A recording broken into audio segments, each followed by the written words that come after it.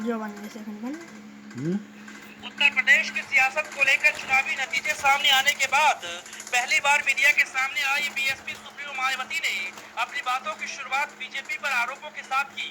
मायावती ने press conference में मोदी और अमित शाह को सीधी चुनौती देते हुए कहा कि बीजेपी ने वोटिंग मशीन के साथ गड़बड़ी की है, लिहाजा दूसरे दलों को मिलने वाले वोट भी बीजेपी के खाते में चली गई।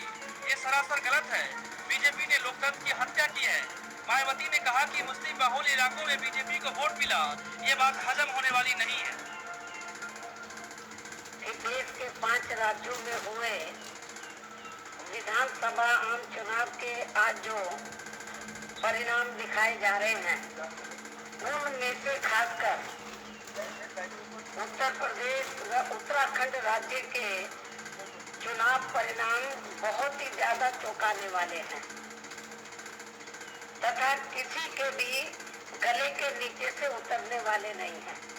शायद आप लोगों के भी गले के नीचे से आसानी से उतरने वाले नहीं हैं। इन दिखाए जा रहे परिणामों से ऐसा साफ तौर पर प्रतीत होता है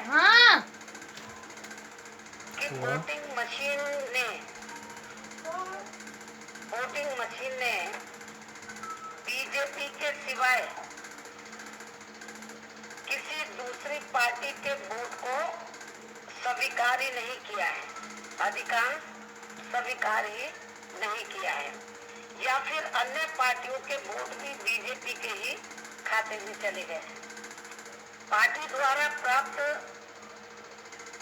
रिपोर्टों के मुताबिक, जो मुझे रिपोर्ट मिल रही है, तो पार्टी द्वारा प्राप्त रिपोर्टों के मुताबिक मुस्लिम बाहुल्य इलाकों में भी ज्यादातर वोट बीजेपी को ही चले गए। बीएसपी सुप्रीमो मायावती ने आगे कहा कि बीजेपी में दम है तो फिर से यूपी में चुनाव करा के दिखाएं। सूबे की जनता दूध का दूध पानी का पानी कर देगी। मायावती का वोटिंग मशीन में गड़बड़ी का आरोप भले ही आपको लगे कि हारने के बाद ऐसा बोल रही है, लेकिन जाने माने वकील और बीजेपी नेता सुब्रमण्यम स्वामी भी ऐसी आशंका जाहिर कर चुके हैं। बाकायदा मायावती के आरोपों से इनकार नहीं किया जा सकता है।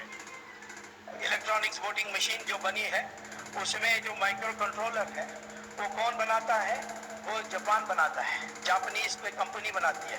तो मैंने उस जापानीज कंपनी को कांटेक्ट किया कि जो आप माइक्रो कंट्रोलर हमारे ईवीएम में लगाते हैं, क्या आप अपने जापान के कंपनी में भी, जापान के ईवीएम में भी लगाते हैं? तो उसने कहा हम कोई पागल हैं, हम तो ईवीएम नहीं उपयोग करते हैं, हम तो बैलेट पेपर में चलते हैं।